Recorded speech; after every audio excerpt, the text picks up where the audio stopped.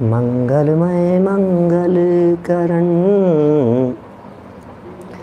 वीतराग विज्ञान नमुताहि जाते भये अरहंतादिमान करि मंगल करि हो महा ग्रंथ करन के काज जाते मिले समाज सब पावे निज पद राज पावे निज पद राज।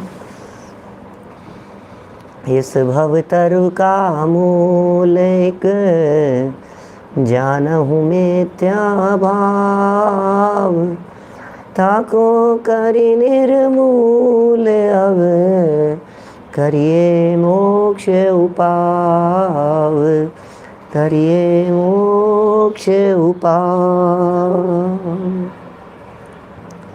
मोक्ष मार्ग प्रकाशक नामक ये ग्रंथ है।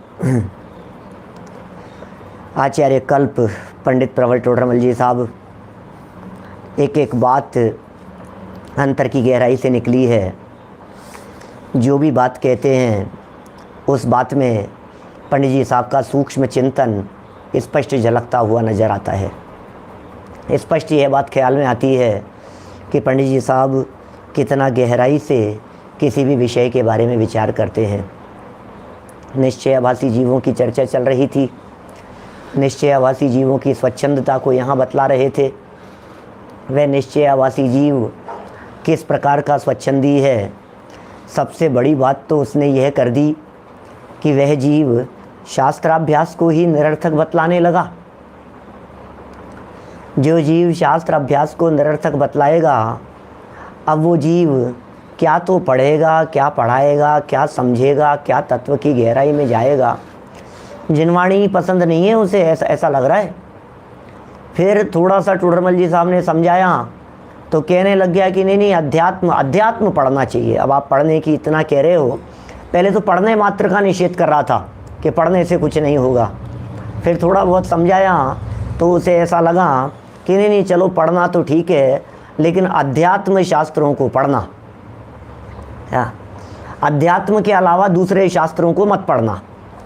तो टोडरमल जी ने कहा भैया अध्यात्म की सच्ची रुचि जिसे होती है वो अन्य शास्त्रों को निरर्थक नहीं कहता, उसकी अन्य शास्त्रों में अरुचि नहीं होती। जिसे अन्य शास्त्रों में अरुचि होती है उसे अध्यात्म की रुचि सच्ची नहीं होती। अब कौन कहे इस दृढ़ता से ये बात। अध्यात्म पढ़ने वाले, अध्यात्म की रुचि वाले लोग वो कहें कि प्रथमानुयोग मत पढ़ो, चरणानुयोग करणानुयोग मत पढ़ो, तो टोडरमल जी साहब ने उनका बहुत दृढ़ता से निषेध किया और कहा भैया जिसकी रुचि होती है उस रुचि वाले लोग भी पसंद आते हैं। आत्मा की रुचि वालों को आत्मा वाले भी पसंद आते हैं।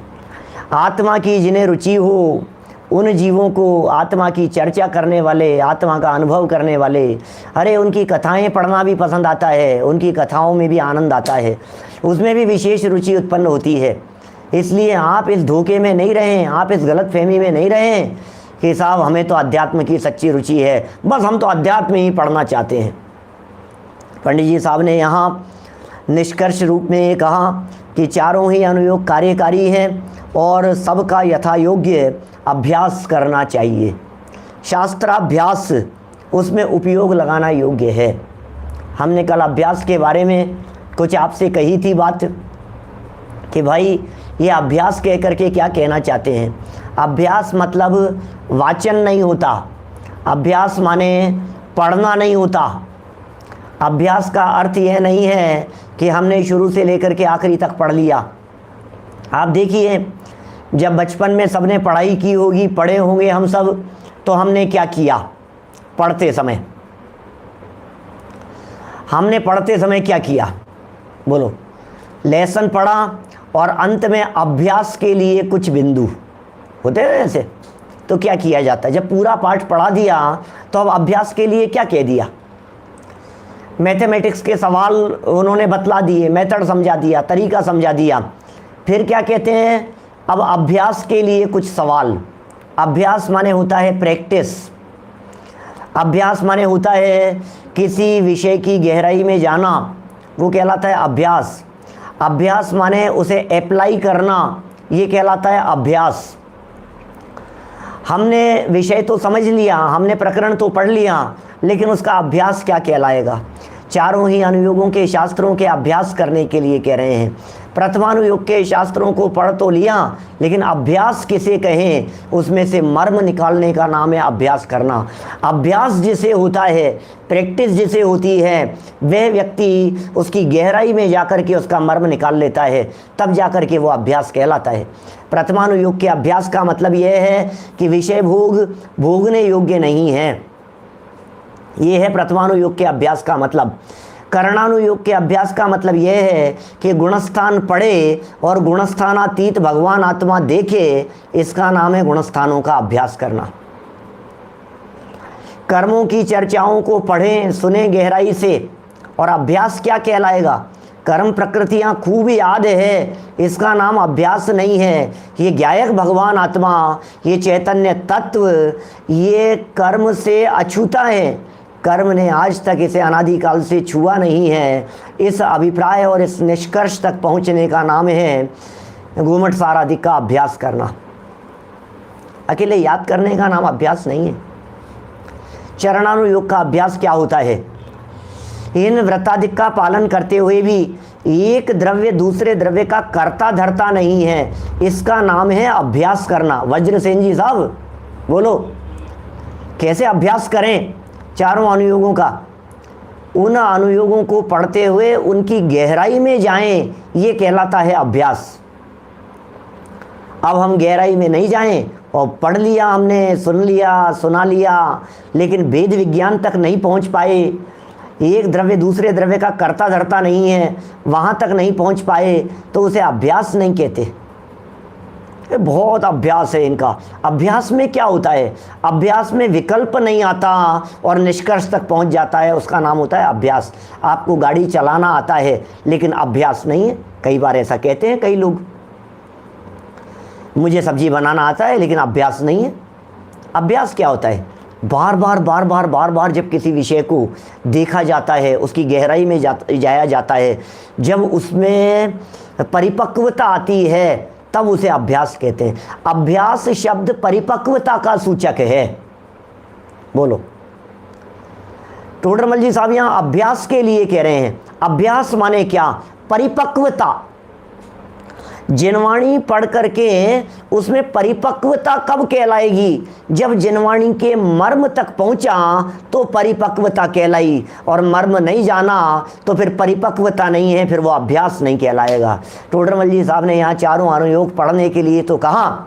लक्ष्मीचंद जी साहब बोलो, चारों अनुयोगों को पढ़ने के लिए तो कहा, लेकिन अकेला पढ़ने के लिए नहीं कहा। क्या? चिंतन करो, मनन करो, अभ्यास करो और अभ्यास करो, प्रैक्टिकल करो, डे टू डे लाइफ में उसे अप्लाई करो, इसका नाम है अभ्यास। प्रथमानुयोग के पढ़ने का अभ्यास जानते हैं आप क्या होता है? जब बड़े बड़े महापुरुषों के ऊपर भी संकट आ गए और वे विचलित नहीं हुए, तो हम संकट और विपत्तियों के काल में सहज और शांत कैसे रह सकें, इसका नाम है अभ्यास। इसे अभ्यास कहते हैं। तो थोड़ी बहुत बात मुझे कहनी थी, कल तो बहुत भाव बन रहे थे, लेकिन मैंने जितना भी कहा है उससे आपको थोड़ा बहुत आइडिया लगा होगा अभ्यास पुस्तिका में क्या होता है। गणित के सवालों का अभ्यास करने में क्या होता है, मेडिकल की पढ़ाई करने के बाद में अब क्या होता है, इंटर्नशिप हो रही है, अब किसी डॉक्टर के निर्देशन में अब क्या चल रहा है, अब तो पढ़ाई पूरी हो गई ना कि नहीं, अब अभ्यास किया जा रहा है, यह अभ्यास है। वकालत पढ़ने के बाद में अब क्या हो रहा है कि किसी मजिस्ट्रेट के पास में, किसी वकील के पास में, किसी बड़े एडवोकेट के पास में अब जाकर के उसके पास में बैठ रहा है, वो अभ्यास कहलाता है। आपने शास्त्र पढ़ तो लिए, पढ़ना तो आ गया, अरे पढ़ना तो दूसरी क्लास का बच्चा वो पढ़ सकता है शास्त्र, लेकिन अभ्यास उसे योग्य गुरु के निर्देशन में करना पड़ेगा। गुरुवो भवन्ति शरणम प्रबुद्ध नय चक्र संचारः, ये पुरुषार्थ सिद्धि उपाय के 4 नंबर के श्लोक में कही थी बात। गुरुवो भवन्ति शरणम, योग्य गुरु के निर्देशन में अभ्यास करो। आपको कैंची चलाना आता है कि नहीं? कि आता है, लेकिन अभ्यास करो। आपको चक्कू चलाना आता है कि नहीं? चक्कू से हाँ बिल्कुल हम कर सकते हैं, कुछ भी, अभ्यास करो। अभ्यास नहीं होगा तो अनर्थ कर बैठेंगे। जिनवाणी का अभ्यास करो, इसका मतलब अनुयोगों की विवक्षा से देखो। जिनवाणी का अभ्यास करो, इसका मतलब नए पद्धति से देखो। जिनवाणी का अभ्यास करो, इसका मतलब लक्षण लक्षणाभास से देखो। इसका नाम अभ्यास है। लक्षण पहचानो, वेद विज्ञान तक पहुंचो, वीतरागता तक पहुंचे, इसका नाम अभ्यास है। ख्याल में आ रही है बात? चलिए, तो टोडरमल जी साहब ने जब यहाँ ये कह दिया कि भैया चारों अनुयोगों का अभ्यास करना चाहिए, शास्त्राभ्यास में उपयोग लगाना योग्य है। देखो कितनी सुंदर लाइन थी, 201 नंबर पेज। कल इस पहले निश्चयाभासी की भूल के संदर्भ में, निश्चयाभासी की प्रथम स्वच्छंदता के संदर्भ में जब हमने प्रकरण संपन्न किया तो एक लाइन पंडित जी साहब ने लिखी, इसलिए शास्त्राभ्यास में उपयोग लगाना योग्य है। नरेश जी भाई साहब दिल्ली से बोलो, शास्त्राभ्यास में उपयोग लगाना योग्य है। इसका मतलब शास्त्र पढ़ना नहीं, शास्त्र सुनना मात्र नहीं। तो क्या कह रहे हैं? उपयोग लगाना। क्या बोलो? उपयोग लगाना। उपयोग लगाना मतलब पढ़ने के बाद जो चिंतन में चलता है उसे अभ्यास कहते हैं।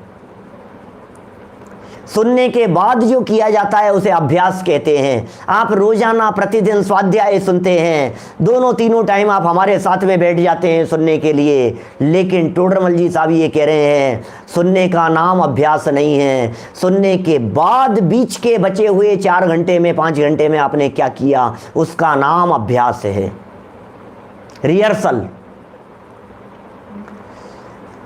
क्रिकेट खेलना आता है कि नहीं? खेलने में क्या है, बैट पकड़ लो, बॉल आ जाए तो मार दो, इसका नाम है? अरे नहीं भाई, अभ्यास किसे कहते हैं? जब खिलाड़ी सामने नहीं हो, जब मैदान में फील्ड में नहीं हो, तो बैट पकड़ करके बॉल की जो शॉट लगाता रहता है दिन भर रात भर, इसका नाम अभ्यास है।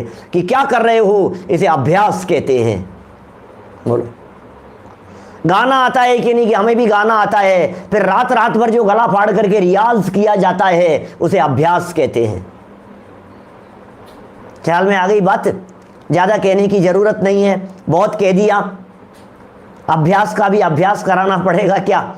हमने कह दिया जो बात प्रवचन में सुनी हो, जो बात जिनवाणी में पढ़ी हो, जो बात गुरुओं के निर्देशन में जानी हो, उसको जान लेने के बाद, उसको पढ़ लेने के बाद, क्या जान लिया, पढ़ लिया, क्या क्या क्या करें बोलो? अब बोले जानने और पढ़ने के बाद अब किताब तो करो बंद।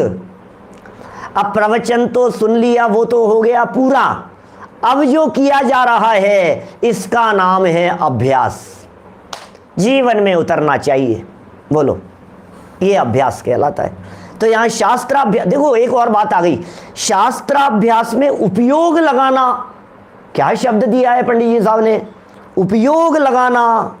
बोलो, ये उपयोग लगाने के अंदर, इसका मतलब उपयोग लगाने से अभ्यास होता है। उपयोग में उस चीज़ को घुमाने से अभ्यास होता है। ये बात यहाँ पंडित जी की लाइन से स्पष्ट हो गई।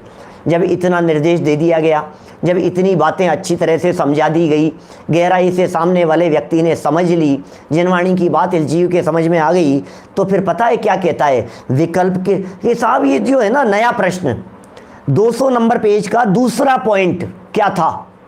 बोलो, दूसरा पॉइंट क्या था स्वच्छंदता का? उस दूसरे पॉइंट में क्या बात कही थी? द्रव्यादिक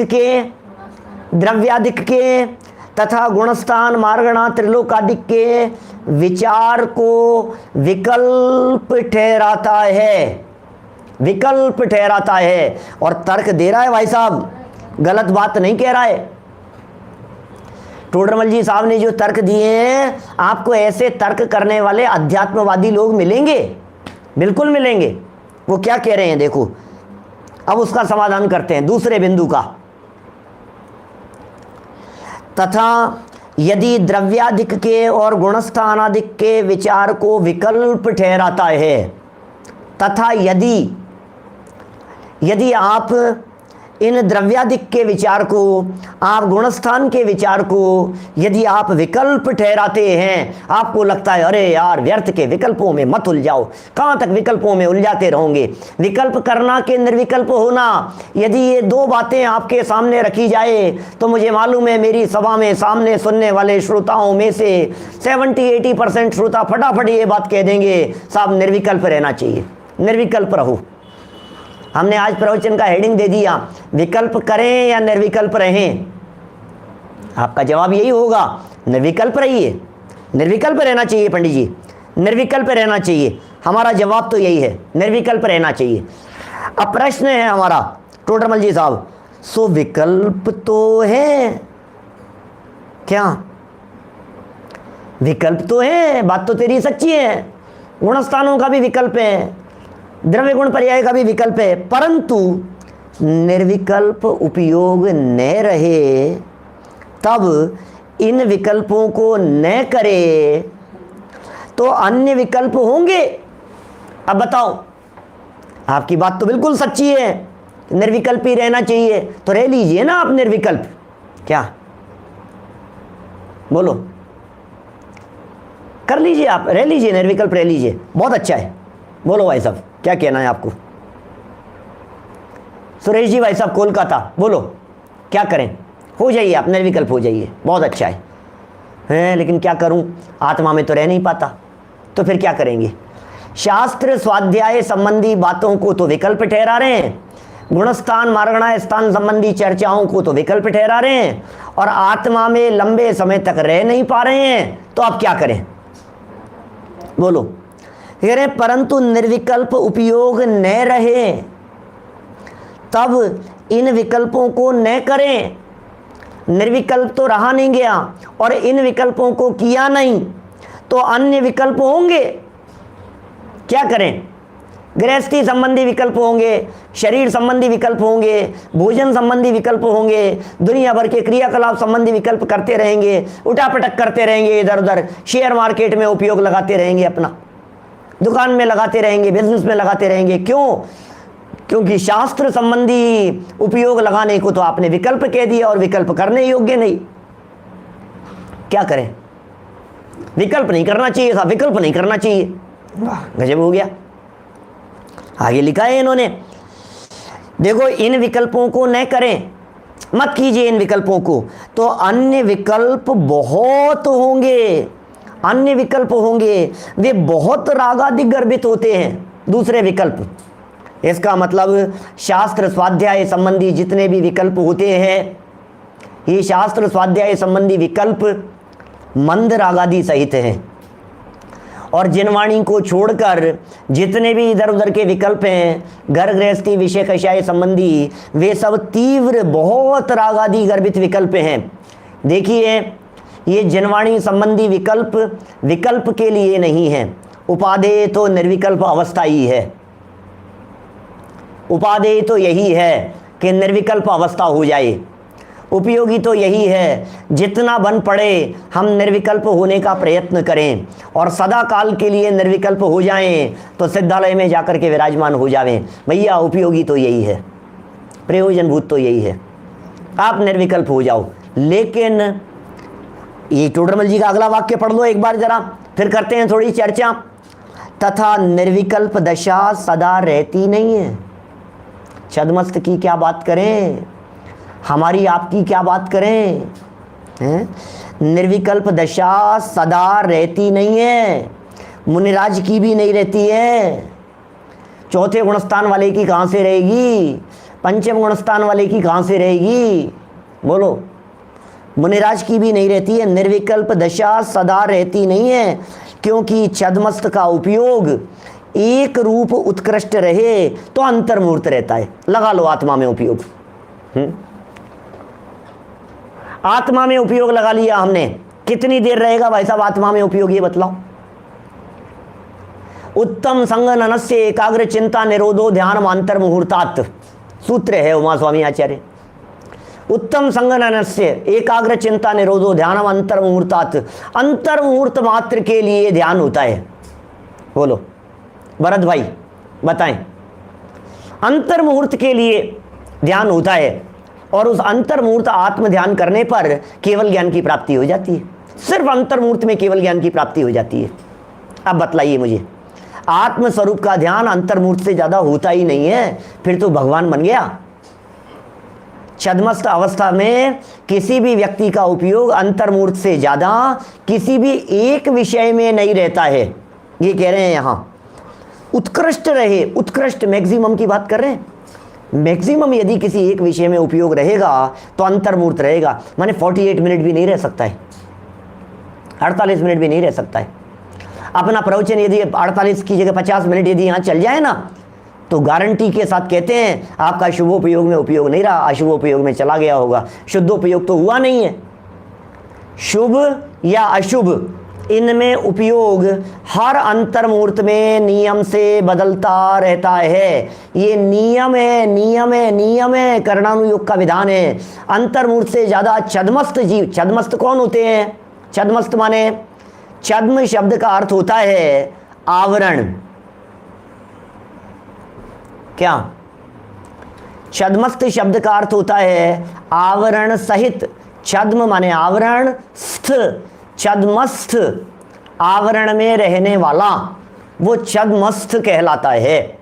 जो जीव आवरण सहित है, 12वें गुणस्थान तक के जीव छद्मस्थ कहलाते हैं। उपयोग एक जगह पर नहीं रहता है। ये क्या कह रहे हैं बोलो? उत्कृष्ट अंतर्मुहूर्त की बात कर रहे हैं। अंतर्मुहूर्त माने सबसे बड़ा वाला अंतर्मुहूर्त, मैक्सिमम अंतर्मुहूर्त समझना। अधिकतम है ये, मैक्सिमम लिमिट है 48 मिनट मान लीजिए आप। एक समय कम होता है अंतर्मुहूर्त, भिन्न मुहूर्त कहते हैं उसे। अंतर्मुहूर्त 2 समय कम कह देते हैं, अलग अलग विवक्षाएं मिलती है शास्त्रों में। 48 मिनट तक लगातार एक ही विषय में उपयोग नहीं रह सकता है, लगातार शुभ में नहीं रह सकता है, अशुभ में भी जाएगा। अशुभ से शुभ में और शुभ से अशुभ में, दोनों में उपयोग निरंतर बदलता रहता है। ऐसा नियम है। अरे तीर्थंकर परमात्मा की दिव्य ध्वनि सुनने के लिए भी जाकर के बैठे और 7 घंटा 12 मिनट यदि बैठा है, तब भी उपयोग निरंतर शुभ में नहीं है। कि साहब शुद्ध में चले गए तो बोले शुद्ध में फिर शादी अनंत काल तक रह सकता है, रहे तो ऐसा संभव है। ये हो सकता है शादी अनंत काल के लिए शुद्धोपयोग शुद्धोपयोग शुद्धोपयोग में बरतता रहे, अंतर्मुहूर्त से ज्यादा रहता ही नहीं है। अब तुम कह रहे हो कि निर्विकल्प दशा चाहिए हमारे को, तो शास्त्र पढ़ना तो विकल्प है, तो मत पढ़ो शास्त्र। क्या करोगे बताओ? सुनते सुनते भी अशुभ हो रहा है भाई साहब, वर्तमान में भी अशुभ हो रहा है सुनते सुनते भी। ये कैसे अशुभ हो रहा है कि जब ये रुमाल उठाते हैं और ये क्या करते हैं तो ये शुभ है कि अशुभ है बतलाओ? जब सर में खुजली चलती है, हिलाते हैं, हाथ हाथ ऐसे करते हैं, ऐसे उड़ाते हैं, ऐसे ऐसे करते रहते हैं, तब शुभ होता है कि अशुभ होता है? अशुभ है, पकड़ में नहीं आता है हमारे को। इतना सूक्ष्म है कि हमारे को पकड़ में नहीं आएगा। मैं तो कभी कभी इस बात को समझाने के लिए ऐसा एग्जाम्पल देता हूँ, आँखों की पलकें पिछले 23 मिनट में आपकी झपकी या नहीं झपकी? बतलाइए। 23 मिनट हो गए अपने को, आँखों की पलकें झपकी या नहीं? आँखों की पलकें झपकने का मतलब जानते हैं क्या होता है? हैं? नेत्रों की पलकें झपकने का मतलब क्या होता है? आँख के सामने, अच्छा आँखें बंद होना क्या होता है? पलक आंखों के सामने आ गई और आंख बंद हो गई, तो पलक झपकने का मतलब क्या हुआ? बोलो, पलक झपकने का मतलब क्या हुआ? आंखों के सामने कुछ आया और वापस चला गया, आंखें बंद हुई और फिर खुल गई, इसका नाम होता है पलक झपकना। अब प्रश्न है हमारा इस पलक झपकने के बारे में, पिछले 24 मिनट में आपकी आंखों की पलकें झपकी थी या नहीं? झपकी तो होंगी, 24 मिनट लगातार तो नहीं रह सकते। तो आपको देखते समय कुछ ऐसा डिस्टरबेंस महसूस हुआ कि आंखों के सामने कुछ आ गया है? ऐसा लगा कुछ कि नहीं? ऐसा तो नहीं लगा। इसका मतलब आंख के सामने कोई चीज आने के बाद चले गई, तब भी आपको वो पकड़ में नहीं आई। इतनी स्थूल चीज मेरे कहने के बाद तो सबके पकड़ में आ गई होगी। बोलो, सबके पकड़ में आ गई होगी मेरे कहने के बाद में। लेकिन हम जो बात आपको यहां कहना चाह रहे हैं, अशुभ में फिर शुभ में, अशुभ में फिर शुभ में निरंतर ये चीज चलती रहती है, अंतर्मूर्त से ज्यादा उपयोग टिकता नहीं है। बोलो, कितनी बारीक बात पंडित जी साहब यहां कह रहे हैं। आपको यदि निर्विकल्प होना है तो शुभ विकल्पों के माध्यम से ही आगे बढ़ना पड़ेगा। बिना शुभ विकल्पों के आप शुद्धोपयोग की तरफ नहीं बढ़ सकते हैं कि साहब हमें तो निर्विकल्प रहना है, हमें तो निर्विकल्प रहना है। पंडित जी, हमें मत कराओ इन सब विकल्पों को, हमें मत उलझाओ इन सब विकल्पों में कि भैया बातें तो तुम बड़ी अच्छी अच्छी कर रहे हो और तुम्हारी बात भी सच्ची है और हम भी कह रहे हैं कि तुम निर्विकल्प रह जाओ, अब रह जाओ बस। अब बात ही खत्म हो गई, निर्विकल्प रहने की बात कह दी तो। सुनो, निर्विकल्प होने के पहले भी कुछ विकल्प होते हैं, कुछ विकल्प होते हैं निर्विकल्प होने के पहले। वो विषय कषाय वाले विकल्पों से डायरेक्ट निर्विकल्प नहीं होता क्या?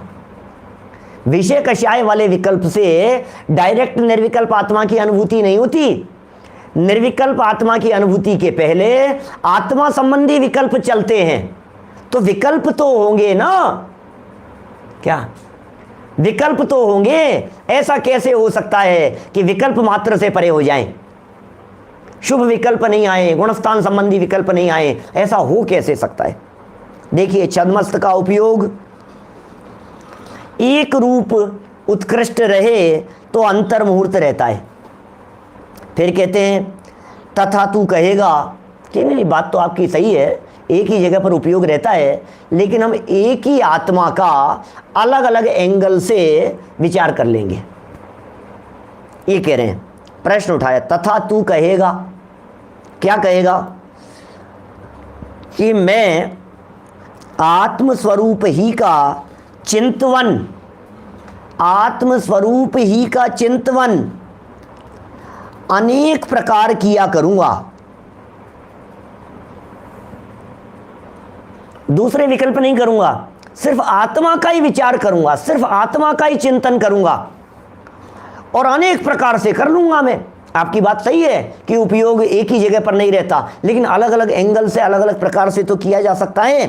तो टोडरमल जी का जवाब सुनो, सामान्य चिंतन में तो अनेक प्रकार बनते नहीं है। क्या? आत्मा सामान्य का चिंतन करेगा तब तो अनेक प्रकार से कैसे होगा, और विशेष करेगा तो द्रव्य गुण पर्याय, गुणस्थान, मार्गणा, शुद्ध अशुद्ध अवस्था इत्यादि विचार होगा। बोलो, सामान्य चिंतन तो एक ही प्रकार का होता है, आत्मा आत्मा आत्मा आत्मा आत्मा आत्मा आत्मा, बस सिर्फ आत्मा, सिर्फ आत्मा के बारे में ही करो। बोलो क्या करें? सिर्फ आत्मा के बारे में। अब आप आत्मा के बारे में थोड़ा बहुत भी विशेष करेंगे तो फिर कौन से गुणस्थान वाला, फिर बहिरात्मा है, अंतरात्मा है, परमात्मा है, आत्मा की विविध अवस्थाएं हैं, ये सब विचार करना पड़ेगा आपको। बोलो, आत्मा जो है, उस आत्मा के बारे में द्रव्य से, गुणपने, पर्यायपने, कर्म से बंधा है कि नहीं बंधा हुआ है, आत्मा को कर्म छू नहीं सकते क्योंकि कर्म पौद्गल हैं, पौद्गलिक हैं। मैं चेतन हूं, एक द्रव्य दूसरे द्रव्य को स्पर्श नहीं करता। बोलो, अब ये बात ख्याल में आती है या नहीं आपको? ये बात समझा रहे हैं टोडरमल जी साहब? सुनो, एक बात कहता हूं आपसे, मार्मिक बात कहता हूं थोड़ी सी। ध्यान, आत्मा के ध्यान करने की बात कर रहे हो। ध्यान, ध्यान कितने प्रकार के? कि साहब 4 प्रकार के। आर्त ध्यान, रौद्र ध्यान, धर्म ध्यान और शुक्ल ध्यान, 4 प्रकार के। शुक्ल ध्यान इस पंचम काल में होता नहीं है, ठीक है। आर्त ध्यान और रौद्र ध्यान करने लायक नहीं है, बराबर। तो क्या करें साहब? धर्म ध्यान करो, धर्म ध्यान करो, धर्म ध्यान करो। हर व्यक्ति ये कहता है कि साहब धर्म ध्यान में उपयोग लगाओ, धर्म ध्यान करने लायक है, ठीक है। अब जो सच्चा धर्म ध्यान है, वास्तविक धर्म ध्यान, इस धर्म ध्यान के गुणस्थान बतलाए हैं शास्त्रों में 4 से लेकर 7वें तक। धर्म ध्यान धर्म ध्यान कौन से गुणस्थानों में? चौथे गुणस्थान से लेकर 7वें गुणस्थान तक धर्म ध्यान कहा है। उपयोग लगा ना थोड़ा सा, इसी बात को समझा रहा हूं मैं, विकल्प निर्विकल्प की बात को ही समझा रहा हूं मैं। चौथे गुणस्थान से लेकर 7वें गुणस्थान तक का काल धर्म ध्यान का है। 7वें गुणस्थान की सातिशय अप्रमत्त दशा से ऊपर के गुणस्थान शुक्ल ध्यान के कहलाते हैं। 14वें गुणस्थान तक शुक्ल ध्यान कह दिया है, वो शुक्ल ध्यान है, वो तो होता नहीं है। आर्त ध्यान और रौद्र ध्यान नीचे के गुणस्थानों में कहे, ठीक है, कदाचित 5वें और 6ठे तक भी कह दिया। लेकिन हमारा प्रश्न ये है कि चौथे गुणस्थान से 7वें गुणस्थान तक यदि धर्म ध्यान कहा है तो क्या चौथे से 7वें वाले जीव निरंतर आत्मा में ही रहते होंगे कि नहीं? वो तो नहीं हो सकता। क्या बोलो? वो तो नहीं हो सकता भाई साहब, लगातार आत्मा में तो नहीं रहता है चौथे वाला भी। तो अब हमारा प्रश्न, अगली बात सुनना, थोड़ी ध्यान से सुनना क्या कह रहे हैं। हम ये कह रहे हैं आपको कि ये धर्म ध्यान होता कैसे है? क्या शुद्धोपयोग का नाम धर्म ध्यान है? क्या आत्मलीन अवस्था का नाम धर्म ध्यान है?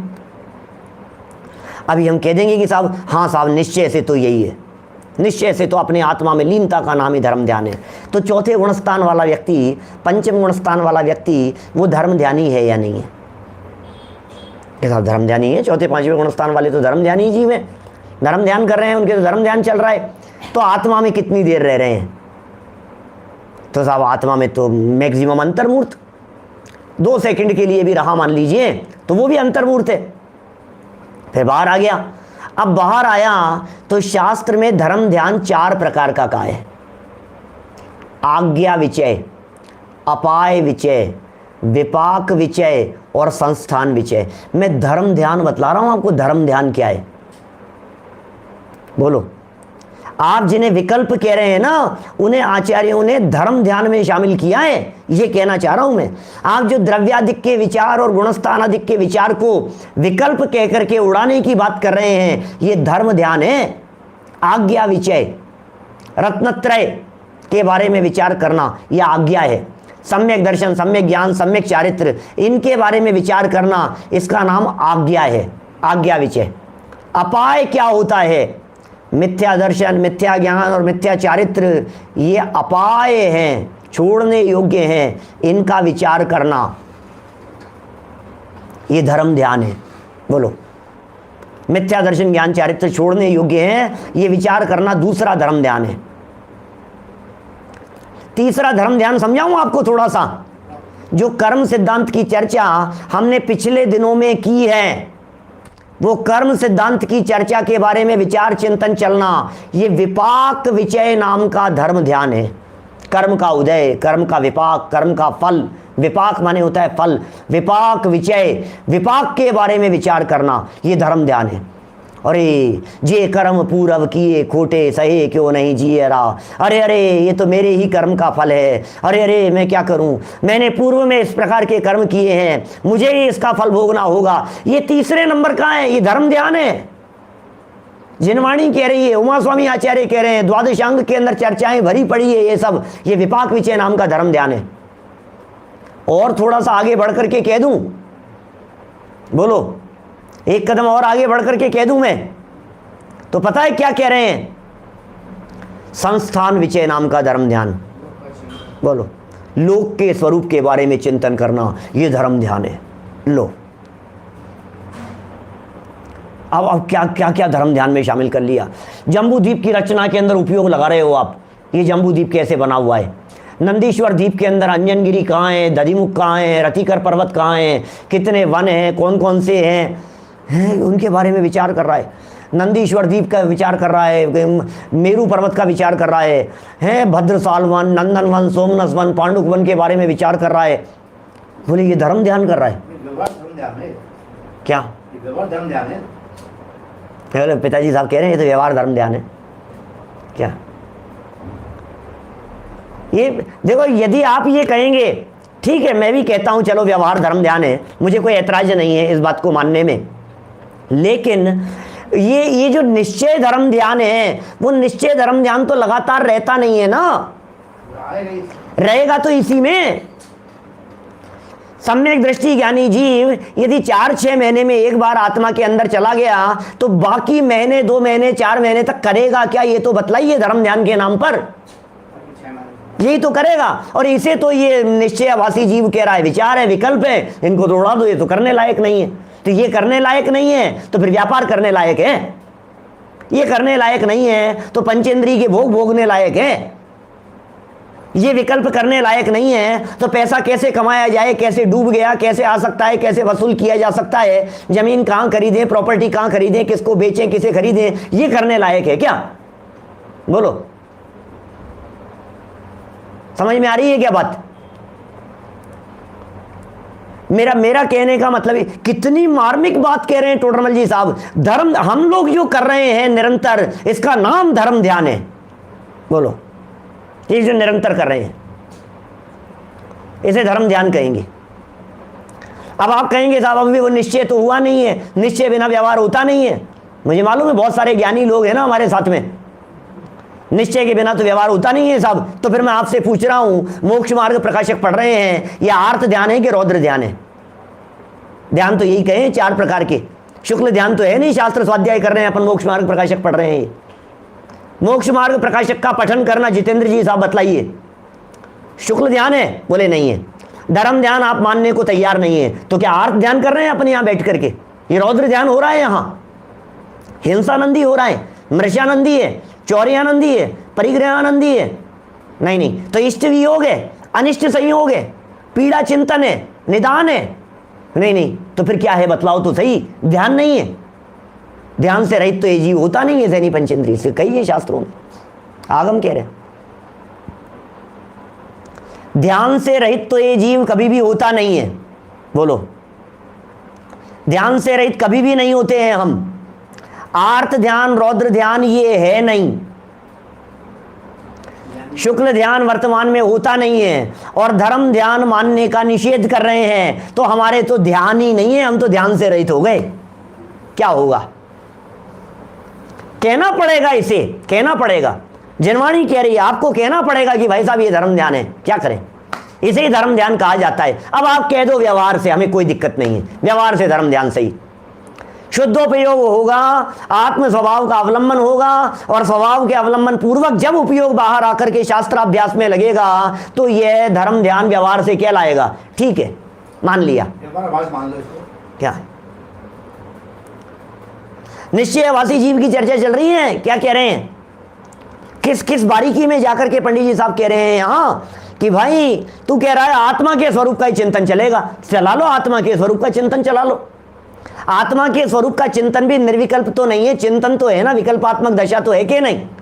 विकल्पात्मक दशा तो है, लेकिन ये आत्मा के स्वरूप का चिंतन निर्विकल्प अनुभूति के लिए बेस है, मार्ग है। और आत्मा के स्वरूप का चिंतन भी यदि आपको करना है तो टोडरमल जी ये कह रहे हैं, सामान्य रूप से चिंतन लंबे समय तक चलता नहीं है, और विशेष रूप से जब चिंतन किया जाता है तो उसमें गुणस्थानों से देखा जाता है, उसमें मार्गणा स्थान से देखा जाता है। गुणस्थान 14 हैं, मार्गणा स्थान 14 हैं। आप जानते हैं नहीं 14 मार्गणाएं कौन सी है? गोमट सार की गाथा है, गई इंदिये सुखाए जोगे वेदे कसाए नाणे, भविया गई इंदिये सुखाए जोगे वेदे कसाए नाणे, संयम दंसन लेशिया भविया सम्मत सन्नी आहारे। ये मूल गाथा है। एक गाथा 14 शब्द दिए हैं टोटल, इस गाथा में सिर्फ 14 शब्द हैं, और 14 शब्द 14 मार्गणाओं के नाम हैं। 2 लाइन याद कर दो, 14 नाम याद हो जाते हैं। गई इंदिये सुखाए जोगे वेदे कषाय नाणे, संयम दंसन लेशिया भविया सम्मत सन्नी आहारे। 14 मार्गणाएं हैं। क्या? गति, इंद्रिय, काय, योग, वेद, कषाय, ज्ञान, संयम, दर्शन, लेशिया, भव्यत्व, सम्यक्त्व, संगी, आरक, आर। बोलो, अब ये इनके संबंध में, ये जीव कैसा है, ये जीव कैसा है, ये किस प्रकार का है, ये किस प्रकार का है, ये जो विचार चिंतन आप आत्मा के बारे में कर रहे हो, अरे मैं ये कह रहा हूं आत्मा के बारे में चिंतन करो, और आत्मा की पूर्ण विकसित अवस्थाओं को न देखो तो फिर आत्मा के बारे में आपने क्या विचार किया? लिखा टोडरमल जी ने नीचे, ये जो वाक्य है ना, विशेष करेगा।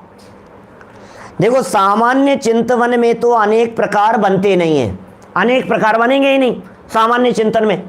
आत्मा का सामान्य चिंतन कर रहे हैं, कर लो अनेक प्रकार से सामान्य चिंतन, कैसे करेंगे, बन ही नहीं सकता है वो तो। सामान्य क्या होगा, सामान्य चीज के बारे में ज्यादा उपयोग नहीं रह सकता है, उपयोग को नया नया चाहिए, बदल बदल करके चाहिए उपयोग को। तो कह रहे हैं ये सामान्य चिंतन में तो अनेक प्रकार बनते नहीं हैं, और विशेष करेगा, मान लीजिए विशेष नहीं साहब, हम तो आत्मा के बारे में विशेष करेंगे, तो फिर आत्मा को द्रव्य से जानो, आत्मा में ज्ञान है। तभी अब तुम कह रहे थे द्रव्यादि के विचार को तो तुमने विकल्प कह दिया था, आत्म द्रव्य के बारे में विचार कर रहे, आत्मा में ज्ञान है, आत्मा में दर्शन है, आत्मा में कौन कौन सी शक्तियां हैं, ये भी तो विचार है ना। और पता है विचार को विकल्प ठहराता है। टोडरमल जी साहब ने आगे चल करके एक स्थान पर ऐसा गजब का खुलासा किया है, इनके विचार को विकल्प ठहराता है। अब मेरी बात सुनना थोड़ा ध्यान से, सूक्ष्म दृष्टि वालों को बड़ा मजा आएगा। क्या लाइन क्या है यहां जहां प्रश्न उठाया है, गुणस्थान आदि के विचार को विकल्प ठहराता है। सुनो, विचार ज्ञान गुण की पर्याय है और विकल्प चारित्र गुण की पर्याय है। क्या कहा, विचार ज्ञान गुण की पर्याय है और विकल्प चारित्र गुण की पर्याय है। और टोडरमल जी ने आगे एक वाक्य लिखा है, निर्विचार होने का नाम निर्विकल्प होना नहीं है। क्या ख्याल में आई क्या प्रमोद जी भाई साहब, ख्याल में आई क्या, क्या कितनी कैसी बात कह रहे हैं बोलो। ये कह रहा है विचार, ये विचार विकल्प है, ये विचार विकल्प। अरे भाई ये विचार तो ज्ञान की पर्याय है, ये विचार तो चलेगा, ये विचार तो होना चाहिए। ये विकल्पों में उलझ जाएंगे, विकल्पों में, अरे नहीं है, वो विकल्प अलग चीज होती है। रागात्मक दशाओं को विकल्प कहा जाता है, ज्ञानात्मक भी विकल्प कहलाते हैं, लेकिन ज्ञान के द्वारा भेद रूप जानना, क्या ज्ञान के द्वारा भेद रूप जानना, वो ज्ञानात्मक विकल्प है। वो तो केवल ज्ञान भी विकल्प है, केवल ज्ञान भी विकल्प सहित है। ख्याल में आ रही है बात, केवल ज्ञानी के भी विकल्प कह रहे होगे, हाँ जी विकल्प कह रहे हैं, सिद्ध भगवान के भी विकल्प कह रहे हैं, क्योंकि ज्ञान के द्वारा जो विविध भेद रूप जाना जाता है वो ज्ञानात्मक है। तो जब निर्विकल्प अनुभूति की चर्चा चलती है तो विचार का निषेध नहीं किया जाता, विकल्प का निषेध किया जाता है। जिस विकल्प का निषेध किया जाता है वो विकल्प रागात्मक विकल्प का निषेध किया जाता है, ज्ञान का निषेध नहीं किया जाता है। ज्ञान का स्वभाव तो सविकल्प है सदाकाल। विकल्प की बात है, बात ख्याल में आ रही है क्या कह रहा हूं मैं। ज्ञान का स्वभाव तो सदा काल सविकल्प है, निर्विकल्प अनुभूति के काल में भी ज्ञान तो सविकल्प ही है। तो जो निर्विकल्प होना है उसका क्या होगा, उस निर्विकल्प के संदर्भ में कहते हैं रागात्मक विकल्प नहीं होंगे, विषयादिक संबंधी विकल्प नहीं होंगे, ऐसे विकल्प नहीं होंगे जो विकल्प राग उत्पन्न करने वाले हों, जो कषाय उत्पन्न करने वाले हों, ऐसे विकल्प नहीं होंगे। उसका नाम निर्विकल्प आत्मा की अनुभूति है।